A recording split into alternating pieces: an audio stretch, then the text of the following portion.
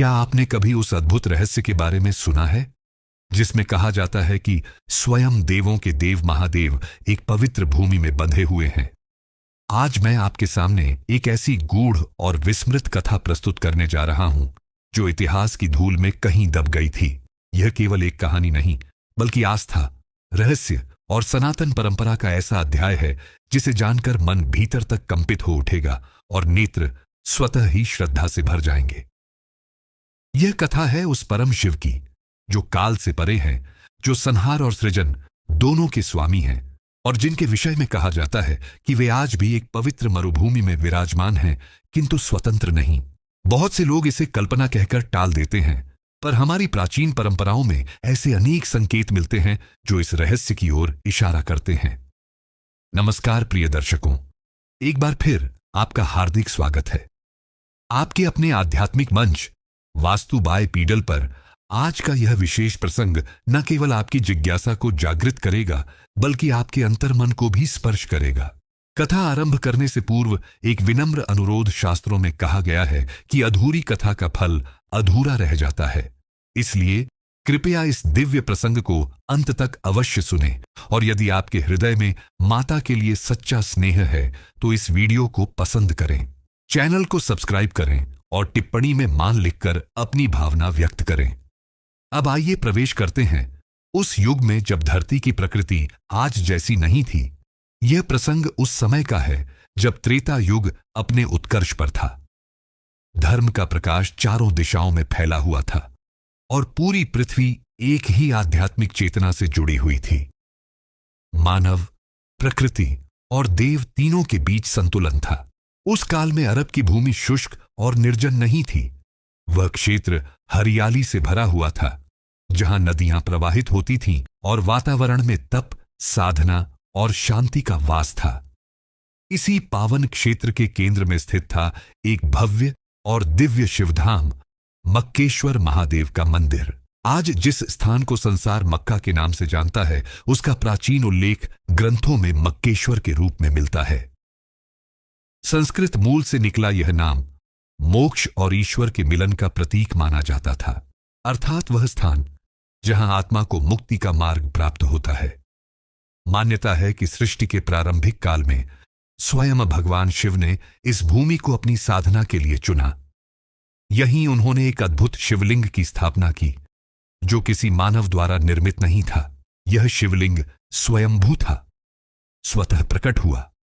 उस दिव्य लिंग का स्वरूप साधारण नहीं था। वह उज्ज्वल श्वेत आभा से युक्त था, मानो चंद्रमा का प्रकाश पृथ्वी पर उतर आया हो। रात्रि के समय जब चारों ओर अंधकार छा जाता, तब भी उस शिवलिंग से निकलने वाला तेज समूचे क्षेत्र को आलोकित करता रहता।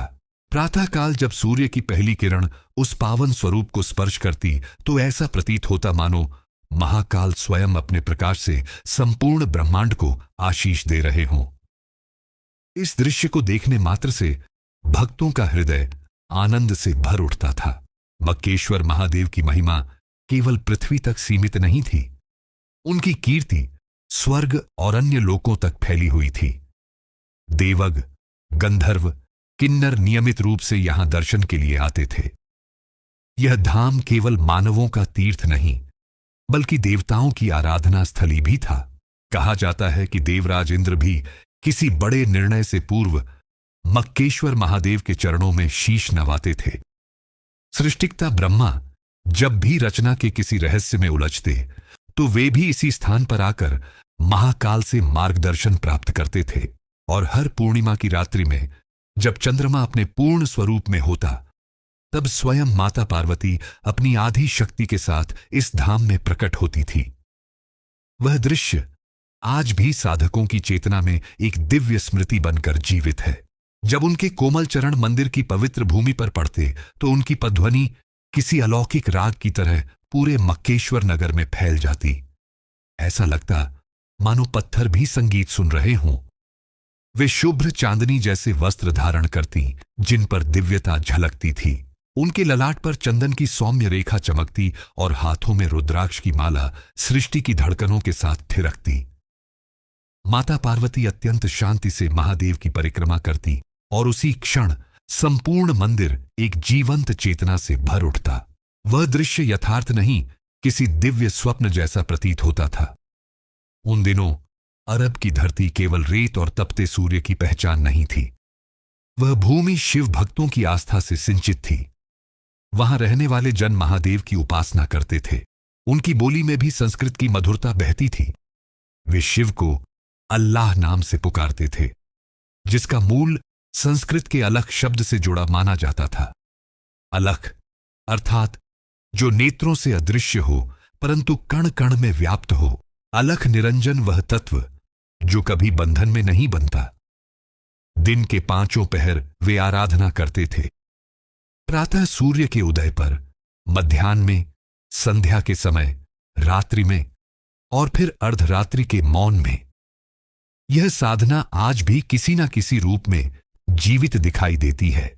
वहां की स्त्रियां मस्तक पर तिलक धारण करती, गले में रुद्राक्ष पहनती, पुरुष जटाओं में केश रखते, भस्म से शरीर को अलंकृत करते और प्रतिदिन मक्केश्वर महादेव के दर्शन हेतु आते। कितना सौम्य और संतुलित था वह युग। धर्म, अर्थ, काम और मोक्ष चारों पुरुषार्थ एक दूसरे के विरोधी नहीं बल्कि सहचर थे। न द्वेष था, न संघर्ष। किसी के सुख में सबका सुख था।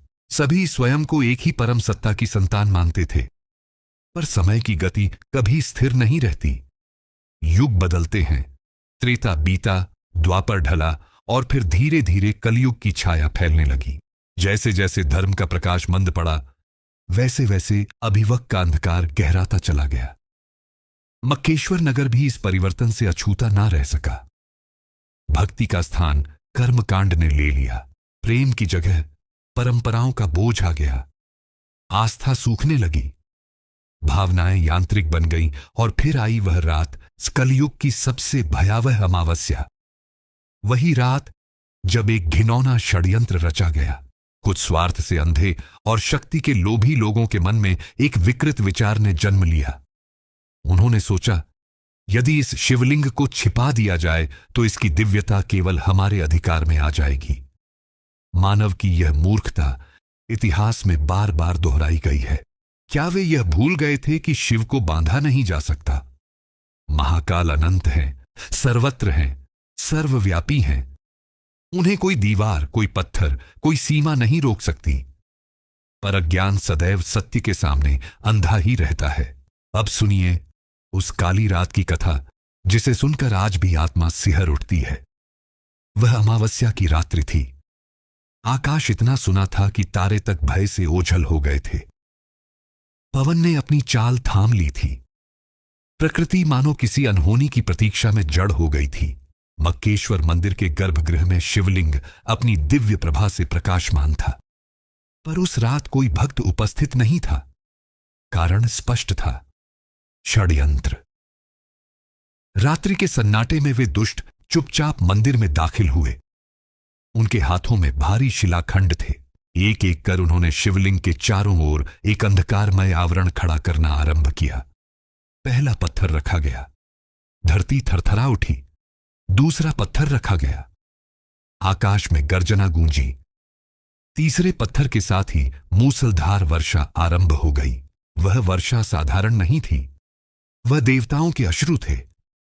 ऊपर आकाश रो रहा था, नीचे पृथ्वी कराह रही थी।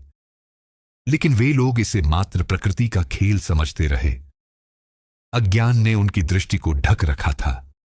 अंततः जब शिवलिंग पूर्णतः पत्थरों से ढक दिया गया, तभी आकाश से एक ऐसी गर्जना हुई जो मानव कंठ की नहीं थी। वह स्वर सीधे आत्मा को चीरता चला गया। हे मूढ़ मानवों, जिस पाप को तुमने अंजाम दिया है, उसका भार तुम्हें और तुम्हारी आने वाली पीढ़ियों को उठाना पड़ेगा। मैं कहीं गया नहीं हूं, तुम स्वयं मुझसे दूर हो गए हो। उस दिव्य घोषणा से पूरा मक्केश्वर नगर कांप उठा। पर्वत हिल गए, वृक्ष झुक गए, पशु पक्षी निश्चल हो गए। किंतु वे लोग अहंकार और मोह में डूबे, उस चेतावनी को भी अनसुना कर गए। उनके कान सत्य सुनने में असमर्थ हो चुके थे।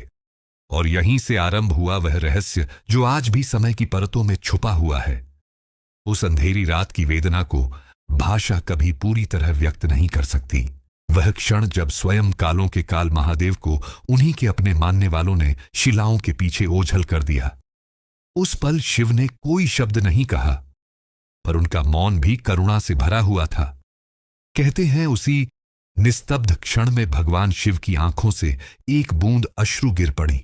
वह आंसू धरती पर नहीं, एक कठोर शिला पर गिरा और उस शिला का रंग सदा के लिए गहन काला हो गया। आज भी वह काली शिला वहीं विद्यमान है, महाकाल के उस अनकहे दुख की स्थायी स्मृति बनकर। वह साधारण पत्थर नहीं है, उसमें शिव की करुणा, उनकी पीड़ा और उनकी असीम सहनशीलता समाहित है। एक जीवित प्रतीक के रूप में महादेव सब कुछ जानते थे। वे समझ चुके थे कि यह सब कलयुग के प्रभाव का परिणाम है। उन्हें यह भी छात्र था कि उनके प्रिय भक्त किसी द्वेष से नहीं, बल्कि अज्ञान और भ्रम के वशीभूत होकर ऐसा कर रहे हैं।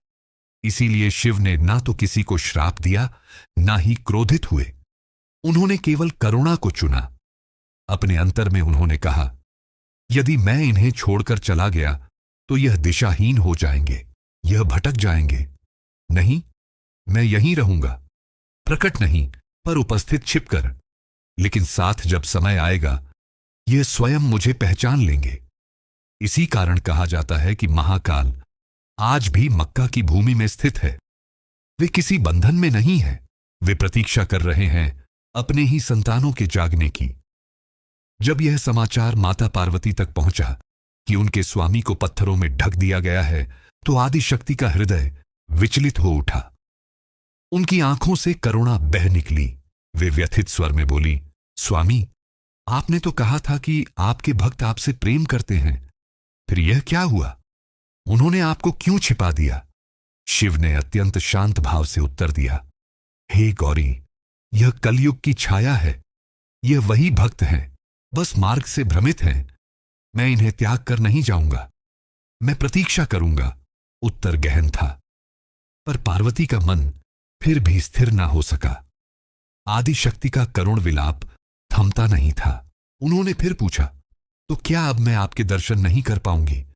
स्वामी महादेव मंद मुस्कान के साथ बोले, उनका वह वचन केवल उस क्षण के लिए नहीं, बल्कि पूरे युग के लिए था। दर्शन तो तुम प्रतिदिन करोगी प्रिय, पर अब वह स्थूल रूप में नहीं, सूक्ष्म रूप में होंगे। जब भी कोई मुझे निष्कलंक हृदय से पुकारेगा, मैं वहीं प्रकट हो जाऊंगा। उस दिन के बाद से माता पार्वती भी गुप्त रूप में वहां आती रही, और ऐसा माना जाता है कि आज भी जब कोई सच्चा भक्त वहां पूर्ण श्रद्धा से प्रार्थना करता है, तो वातावरण में एक अदृश्य कंपन उठता है। एक अनुभूति होती है जैसे कोई दिव्य उपस्थिति वहीं विद्यमान हो, जैसे स्वयं आदिशक्ति वहां खड़ी हो। समय निरंतर आगे बढ़ता गया। जिन लोगों ने उस दिव्य शिव स्वरूप को छिपाया था, वे भी एक दिन इस संसार से विदा हो गए। उनके बाद आने वाली पीढ़ियों को कभी यह बताया ही नहीं गया कि उस भूमि के भीतर वास्तव में क्या छिपा हुआ है। और शायद महाकाल आज भी उसी क्षण की प्रतीक्षा में है जब उनके अपने उन्हें पहचान लेंगे। लोगों को बस इतना ही बताया गया कि यह एक अत्यंत पावन काला शिलाखंड है, इसे स्पर्श करने मात्र से पुण्य की प्राप्ति होती है। लेकिन कभी यह नहीं बताया गया कि वह शिला काली क्यों है, उसके भीतर कौन सी ऐसी शक्ति समाई हुई है जो मन को भीतर तक शांत कर देती है। समय बीतता गया। कलयुग की परछाइयों के साथ साथ मानव स्मृति भी धुंधली होती चली गई। लोग धीरे धीरे भूलते चले गए कि यह भूमि कभी मक्केश्वर कहलाती थी। स्वयं महाकाल का निवास, भाषाएं बदली, संस्कृत की ध्वनियां क्षीण होती चली गईं और एक नई बोली ने जन्म लिया। मक्केश्वर शब्द संक्षिप्त होता गया, बदलता गया और अंततः मक्का बन गया। नाम बदले, सभ्यताएं बदली, पर आश्चर्यजनक रूप से कुछ परंपराएं आज भी ज्यों की त्यों जीवित हैं। आज भी वहां जाने वाले श्रद्धालु उसी प्रकार 7 बार परिक्रमा करते हैं जैसे हजारों वर्ष पूर्व शिव भक्त किया करते थे। आज भी वे उसी दिशा में शीश झुकाकर प्रार्थना करते हैं जैसे कभी महादेव के उपासक झुकाया करते थे। और सबसे रहस्यमय क्षण तब आता है जब वे उस काले पत्थर को स्पर्श करते हैं। उस क्षण उनके हृदय में एक अद्भुत शांति उतरती है, ऐसी शांति जो शब्दों से नहीं समझाई जा सकती। ठीक वैसी ही अनुभूति जैसी कभी शिव के साक्षात दर्शन से मिलती थी। आज उसे हजरे अस्वद कहा जाता है, लेकिन यह कोई साधारण पत्थर नहीं है। कथाओं में कहा जाता है कि यही वह शिला है जिस पर करुणामय महादेव के आंसू गिरे थे और उन्हीं दिव्य अश्रुओं के स्पर्श से यह पत्थर श्याम वर्ण का हो गया। आज भी वहां कई ऐसे संकेत मौजूद हैं जो इस बात की ओर इशारा करते हैं कि यह स्थान कभी शिव परंपरा से जुड़ा हुआ था। परिक्रमा की विधि, घूमने की दिशा, 7 बार की आवृत्ति, सब कुछ वैसा ही है जैसा प्राचीन शिवालयों में होता रहा है। क्या यह सब मात्र एक संयोग है या फिर यह उस सत्य के अवशेष हैं जिसे समय ने दबाने की कोशिश की लेकिन पूरी तरह मिटा नहीं सका? जब लाखों लोग एक साथ वहां एकत्र होकर प्रार्थना करते हैं तो उनकी सामूहिक ध्वनि एक गूंज बन जाती है, एक कंपन जो किसी विशाल एयूएम की प्रतिध्वनि जैसा प्रतीत होता है। सफेद वस्त्रों में ढके शरीर, झुके हुए मस्तक और मौन में डूबी प्रार्थनाएं, यह सब उस शिव संस्कृति की झलक देते हैं जो कभी इस भूमि पर सांस लेती थी। कहा जाता है कि जब गुरु नानक देव जी वहां पहुंचे तो उन्होंने इस रहस्य को भीतर से पहचान लिया। जब लोगों ने उनसे पूछा, आप किस दिशा में अपने चरण कर रहे हैं, तो उन्होंने शांत स्वर में उत्तर दिया, परमात्मा हर दिशा में है, उसे किसी एक ओर सीमित नहीं किया जा सकता। यह उनका मौन संदेश था, एक संकेत कि शिव आज भी वहीं है, बस उन्हें देखने के लिए दृष्टि नहीं, भावना की गहराई चाहिए। आज जब आधुनिक विज्ञान हर चमत्कार को तर्क की कसौटी पर कसता है, तब भी यह रहस्य पूरी तरह सुलझ नहीं पाया है। वैज्ञानिकों ने जब उस काले पत्थर का अध्ययन किया तो एक चौंकाने वाला तथ्य सामने आया। उन्हें जा यह पत्थर इस पृथ्वी की सामान्य संरचना से मेल नहीं खाता। यह ना तो साधारण शिला है और ना ही कोई सामान्य उल्का पिंड। इसमें ऐसे तत्व पाए गए हैं जो पृथ्वी पर स्वाभाविक रूप से नहीं मिलते। कुछ वैज्ञानिक इसे खगोलीय मानते हैं, कुछ अब भी उत्तर खोज रहे हैं, लेकिन आस्था कहती है यह दिव्य चेतना का प्रतीक है। महादेव के करुणा भरे अश्रुओं से उत्पन्न वह शिला आज भी उनकी उपस्थिति, उनकी करुणा और उनके मौन संदेश की साक्षी बनी हुई है। शास्त्रों में संकेत मिलता है कि जिस दिन सत्य स्वयं बोल उठेगा, उस दिन कोई भी आवरण शेष नहीं रहेगा। जब कलयुग अपनी अंतिम सांसें ले रहा होगा, तभी चेतना का वह क्षण आएगा जब स्वयं महादेव पुनः अपने अस्तित्व का बोध कराएंगे। उस घड़ी जो रहस्य सहस्त्रों वर्षों से समय की धूल में छिपा रहा, वह स्वतः उजागर हो जाएगा। जिस भूमि को आज संसार मक्का के नाम से जानता है, जहां असंख्य लोग श्रद्धा से सिर झुकाते हैं, उसी पावन धरती में एक दिव्य उपस्थिति मौन साधे हुए है। वह है मक्केश्वर शिव का वह स्वरूप जिसे युगों पहले भुला दिया गया। जब यह सत्य प्रकट होगा तो मानवता चौंकेगी नहीं, बल्कि भावनाओं से भर उठेगी। लोग समझेंगे कि वे सदैव एक ही परम चेतना की आराधना करते आए हैं। नाम भिन्न थे, मार्ग अलग थे, विधियां अलग थीं, पर लक्ष्य एक ही था।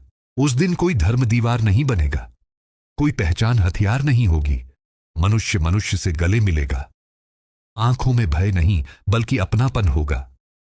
न कोई स्वयं को हिंदू कहेगा, न मुसलमान, न ईसाई, न सिख। केवल एक बात शेष रहेगी कि हम सभी एक ही परम सत्ता के उपासक हैं। जब यह उद्घोष होगा कि शिव सदा से वहीं उपस्थित थे, तभी पूरी धरती पर शांति की एक नई लहर बहने लगेगी। ऐसा लगेगा मानो पृथ्वी ने स्वर्ग का रूप धारण कर लिया हो। हर आत्मा प्रेम, करुणा और एकता से भर जाएगी। तब धर्म को बांटने का कारण नहीं, बल्कि जोड़ने का सेतु समझा जाएगा। महादेव आज भी वहीं खड़े हैं, न क्रोध में, न अपेक्षा में, बस मौन प्रेम के साथ सबको निहारते हुए वे कहते हैं, मैं तो सदा तुम्हारे साथ था। तुमने जिस नाम से पुकारा, मैंने सुन लिया। तुमने मुझे अलग अलग स्थानों पर खोजा और मैं वहां भी उपस्थित रहा। मैं कभी अप्रसन्न नहीं हुआ, क्योंकि मैं जानता हूं यह भ्रम भी तुम्हारे युग का ही हिस्सा था। लेकिन अब समय है जागने का, अब समय है सत्य को देखने का, अब समय है प्रेम की ओर लौटने का। शिव किसी एक पंथ, संप्रदाय या सीमा में बंधे नहीं हैं। वे संपूर्ण ब्रह्मांड की चेतना है। जो उन्हें प्रेम से स्मरण करता है, उसके लिए यह कथा एक आईना है जो यह दिखाता है कि ईश्वर किसी स्थान, जाति या पहचान तक सीमित नहीं होता। वह सर्वत्र है, हर कण में है।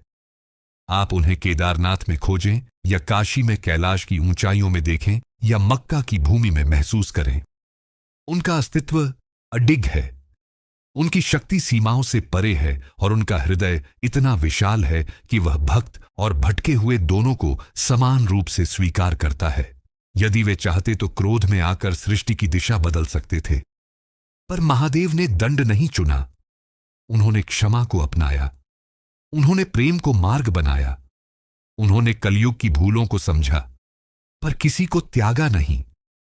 आज भी वे प्रतीक्षा कर रहे हैं उस क्षण की जब उनकी संतानें उन्हें पहचानेंगी। जब संपूर्ण संसार मक्केश्वर को स्वीकार करेगा, तब कोई स्वयं को दूसरे से अलग नहीं मानेगा। सभी जानेंगे कि धर्म का उद्देश्य कभी विभाजन नहीं था, वह तो हमेशा से एकता का माध्यम रहा है। उस पावन क्षण में माता पार्वती भी प्रकट होंगी। जब वे देखेंगी कि उनके प्रिय शिव अब पूर्ण रूप से स्वीकार किए जा चुके हैं, तब उनके नेत्रों से आनंद के अश्रु बहेंगे। प्रेम और उल्लास में वे नृत्य करेंगी और वह भूमि फिर से दिव्यता से भर उठेगी। देव, आशी, गंधर्व सभी एकत्र होंगे। वातावरण में मंगल ध्वनियां गूंजेंगी, पुष्पों की वर्षा होगी और प्रेम की सुगंध हर दिशा में फैल जाएगी। लेकिन उस दिव्य दिन की प्रतीक्षा आवश्यक नहीं है। महादेव आज भी हमारे साथ हैं। वे हमारी हर पुकार, हर भावना, हर मौन प्रार्थना को सुनते हैं। जो दृष्टि खुले मन से देखेगी, उसे वे हर ओर दिखाई देंगे। इसलिए आज से ही उनके प्रेम में डूब जाइए। भक्ति को जीवन बना लीजिए और इस धरती को अभी इसी क्षण स्वर्ग बनाने का प्रयास कीजिए। शिव केवल मंदिरों में नहीं रहते, वे हर हृदय में वास करते हैं। जब आप किसी पीड़ित की सहायता करते हैं, किसी भूखे को भोजन कराते हैं, किसी टूटे हुए को स्नेह देते हैं, उस कर्म में स्वयं महादेव प्रकट होते हैं। मक्का हो या काशी, केदारनाथ हो या कैलाश, वे हर जगह हैं। उन्हें स्थान नहीं चाहिए, उन्हें भावना चाहिए। वे आज भी आपकी एक सच्ची पुकार की प्रतीक्षा में हैं। आपने यह कथा सुनी, क्या आपके भीतर भी कोई कंपन नहीं हुआ? क्या मन कहीं गहराई में छूटा नहीं? ये आंसू किसी कहानी के नहीं है, यह उस अदृश्य प्रेम के हैं जो हर आत्मा के भीतर जन्म से विद्यमान है। उस परम सत्ता के लिए जिसे कोई अल्लाह कहता है, कोई ईश्वर, कोई परमात्मा और कोई महादेव। ईश्वर के अनेक नाम हो सकते हैं। कोई उन्हें महादेव कहता है, कोई किसी और नाम से पुकारता है, लेकिन तत्व एक ही है। वही परम शक्ति जो हर प्राणी से बिना शर्त प्रेम करती है। वही शक्ति जो हर आत्मा से यह कहती है, मेरे प्रिय बालक, मैं कभी तुमसे दूर नहीं हूं, हर क्षण तुम्हारे साथ हूं। वह हमसे यह अपेक्षा नहीं करता कि हम केवल उसी से प्रेम करें, बल्कि यह चाहता है कि हम पहले एक दूसरे को अपनाएं। शिव का संदेश बहुत स्पष्ट है। धर्म के नाम पर विभाजन मत करो। मानवता को जातियों, भाषाओं और रीतियों की दीवारों में मत बांटो, क्योंकि जिस परमपिता ने तुम्हें जन्म दिया है वही सबका है। जब मनुष्य प्रेम और करुणा के मार्ग पर चलेगा, जब हर व्यक्ति दूसरे को अपना समझेगा, तब वही महादेव पुनः मानवता के बीच अपनी उपस्थिति प्रकट करेंगे। यह कोई काल्पनिक विचार नहीं है, यह आत्मिक सत्य है। मकेश्वर महादेव आज भी उसी पवित्र भूमि में विद्यमान हैं। वे लुप्त नहीं हुए, ना ही कहीं छिपे हैं। वे केवल इस प्रतीक्षा में हैं कि उनकी संतानें जागृत हों, सत्य को पहचानें और एकता को अपनाएं। जब जीवन के अंधकार में आपको कोई रास्ता दिखाई ना दे, जब हर ओर निराशा ही निराशा लगे, तो एक बार पूरे विश्वास के साथ AUM नमः शिवाय का स्मरण कीजिए। वह पुकार कभी व्यर्थ नहीं जाती। जब भी आपका सामना किसी ऐसे व्यक्ति से हो जो किसी अन्य मत, पंथ या विचारधारा से जुड़ा हो, तो उसे पराया मत समझिए। वह भी उसी चेतना का अंश है, उसी शिव तत्व की संतान है। जब तक मानवता प्रेम में एक नहीं होगी, जब तक करुणा जीवन का आधार नहीं बनेगी, तब तक स्वयं महादेव भी बंधन में अनुभव करते हैं, क्योंकि जब उनकी संतानें आपस में संघर्ष करती हैं, तब उन्हें भी पीड़ा होती है। प्रिय भक्तों, यह संदेश कोई साधारण कथा नहीं है, यह आत्मा की गहराइयों से उठी हुई पुकार है। हर हर महादेव कहने से पहले इस भाव को अपने हृदय में उतारिए। यदि आपने इस वीडियो को अंत तक देखा है तो यह संकेत है कि आपके भीतर की चेतना जाग रही है। इस प्रेम, एकता और मानवता के संदेश को अधिक से अधिक लोगों तक पहुंचाइए। वीडियो को पसंद करें, साझा करें और नीचे टिप्पणी में हर हर महादेव लिखकर अपनी श्रद्धा व्यक्त करें। महादेव की कृपा आप सभी पर बनी रहे। AUM नमः शिवाय। हर हर महादेव।